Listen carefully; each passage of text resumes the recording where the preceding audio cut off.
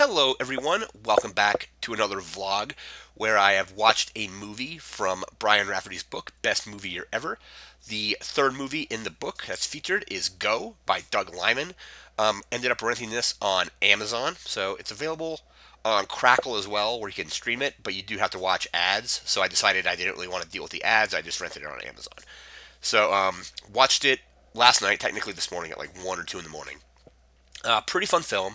It's kind of described as Pulp Fiction on ecstasy, because we're going to get into spoilers with this.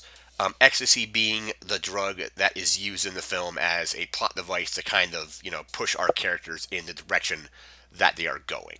So, film opens up at a grocery store, which is just kind of funny because this kind of hit close to home because I used to work at a grocery store. So a lot of the situations that I think her name was, let me get my notes here, Rena was dealing with, where you're asking you if you want paper or plastic, and the customer's like, I want both. I actually did have several times where they would want a paper bag inside of a plastic bag, or vice versa, and talking about you don't put bleach in with food. I never did that, but that's kind of a thing that you would obviously do. Like, don't put cleaning products in with something that people are going to eat, like it might leak on it or something like that. But pretty fun movie. A lot of the characters I didn't really care for.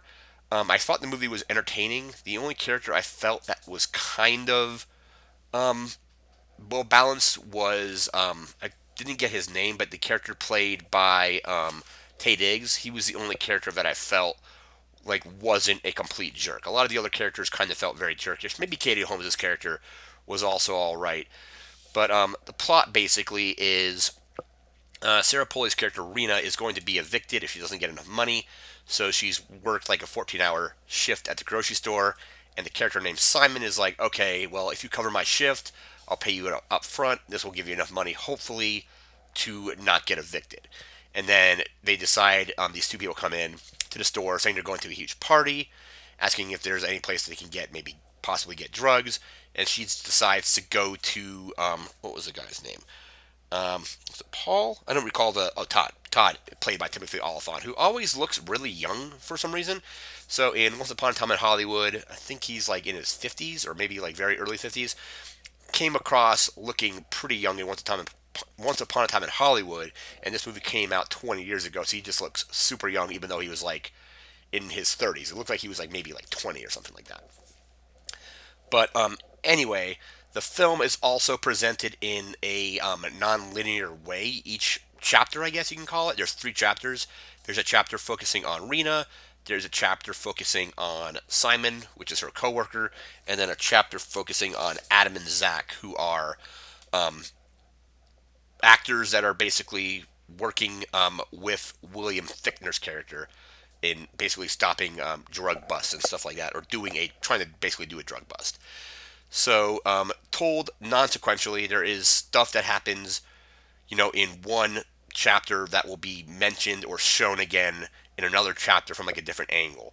So, in the book, basically, it mentions that kind of when Tarantino did Pulp Fiction, it kind of gave filmmakers I think Brian Raftery describes it as a permission slip to start filming films out of order, or at least presenting the way it's laid out in the film in a non-chronological order, which is cool. So it does that here. It's presented like that as well. So basically, Rena gets the drugs from Todd, played by Timothy Oliphant. They go to the house where Adam and Zach are. She sees William Fichtner, or Fitchner. I'm not sure if I'm pronouncing it correctly. I know him mostly from his role in Grand Theft Auto Vice City, where he played Ken Rosenberg. Um, anyway, he was also played. I think this character is called the Accountant, or is basically Death in the Nicolas Cage movie Drive Angry, which is just super over the top, like a terrible movie, but just really fun. So he basically plays Death in that movie. Anyhow, she goes there, dumps the drugs. They go to this party. Um, she ends up getting hit by a car, but also at this time, Timothy Oliphant's character has realized that she switched the drugs with, like, after dumping them, with just regular like aspirin and Tylenol and stuff like that. So she dumps those drugs, and it's not until the third chapter that you see that I think it was Zach actually tips her off that the that he's like basically just like whispers to her. She dumps the drugs out, and then that's what tips her off. You think maybe she knows he's a cop or something like that, but basically in the chapter with Adam and Zach, it's revealed that he tips her off to get rid of them, or basically like leave here because this is basically a sting operation. So they're basically partying. What else? There's like a whole scene with a Macarena in the grocery store, which is just really kind of over the top because one of I think it was Manny was her friend that works there, ended up taking one of the pills and is just kind of tripping out through his part of the movie. He's basically on ecstasy the entire time.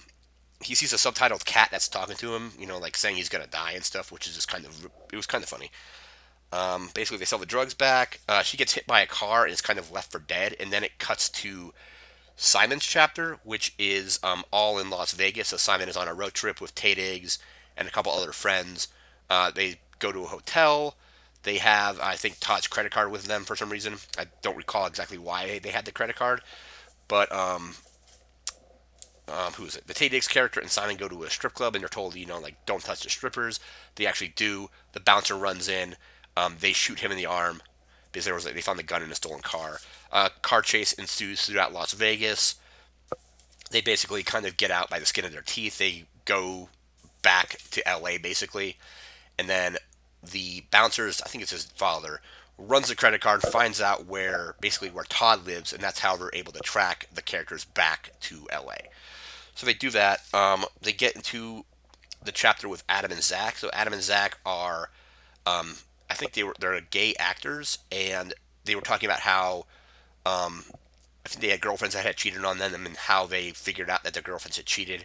But they're working with William Fichtner's character to do these drug busts. I think they're basically it's like you help us with this drug bust, we'll make the charges from you go away because William Fichtner's always talking about signing a piece of paper for them. They basically go to the grocery store. They're actually looking for Simon, but Simon isn't there because he switched or had Rena take his shift.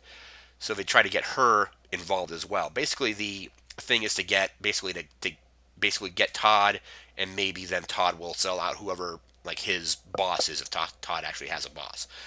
But it's a whole kind of sting operation. Zach or is it Zach? Yeah, Zach tips off Rena that basically just like he's like go get out of here. They do that. William Fichtner cuffs Zach, and then is kind of like you know what it's Christmas week. Both my wife and I work on Christmas. One of you guys come over and have Christmas dinner with us, and they do. And then William Fichtner's character is just like super creepy, and then it turns out that he's working or selling. I think it was called like Confederated Products, which is basically sounds like a pyramid scheme. So he tries to get them to basically sign up for this pyramid scheme where they sell. I don't know if it's knockoff merchandise, but it's like pretty much that kind of stuff. Like he said, like this cologne is like it's not CK1, but it smells exactly like it.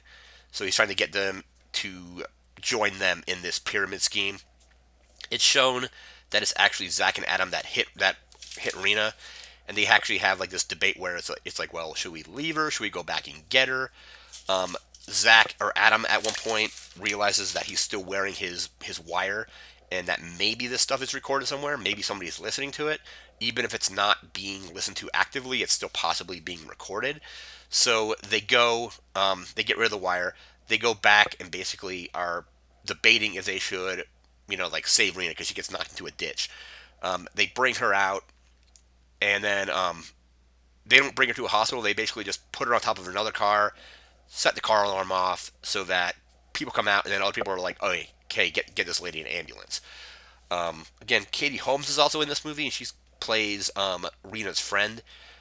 She ends up like having to hang out with Todd in an earlier scene, and then it's shown later that she like meets Todd at like a diner, and they start like kind of like making out and hooking up. The people from earlier in Las Vegas end up coming back, and they're like, "What we're here for is we want to shoot Simon in the arm." Because he shot like the guy's dad. I think is like the father, or the father of the guy who ran the credit card is the father of the bouncer. I think from the club that they went to, and they kind of are trying to basically like shoot Simon in the arm. The guy ends up is not being able to do it, and then it ends with Rena being back at work. I don't know how many days later, a day or two later after the situation. So that's basically like the plot synopsis. Basically, I thought the movie was pretty good. it came out during a time when there were a lot of Tarantino style, maybe not necessarily knockoffs, but movies that were trying to emulate him. This film does pretty well at that. So I think if I were to rate it, I'm giving it a 4 out of 5. I thought it was fun, it was entertaining. I don't think it's not like amazing or anything like that. But I was talking to a friend earlier, and they were like, well, a lot of movies came out in that time period after Pulp Fiction that were just not very good knockoffs of Tarantino, and this one came across as being a decent Tarantino knockoff, so that's why it's I think it's elevated because it's actually a decent Tarantino knockoff. Pretty fun movie though. Again, it's on Amazon. That's where I watched it. I had fun with it. I did like the cut up narrative. I'm kind of a big fan of those films where you have a beginning, middle, and end, but they maybe get shuffled around a little bit. I think Pulp Fiction was probably the first movie where I remember seeing that, and then again after Pulp Fiction, a lot of other filmmakers started doing that, the non chronological narrative stuff. Christopher Nolan did it like a year later after this movie came out with Memento, and other movies have since done that. There's been countless movies with chopped up narratives, but Go was pretty fun. That was again the third movie in this book. The next movie in this book in my little notebook here, don't have any notes for it right now, is Run Lola Run. Here you can see the basic notes I took for Go. Can't really read them because my handwriting is terrible.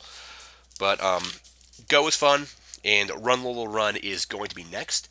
I'll probably be watching that within the next week or so, and then I'll be doing a video for that as well. So just remember to like, comment, share, and subscribe, and we'll see you next time. Take care.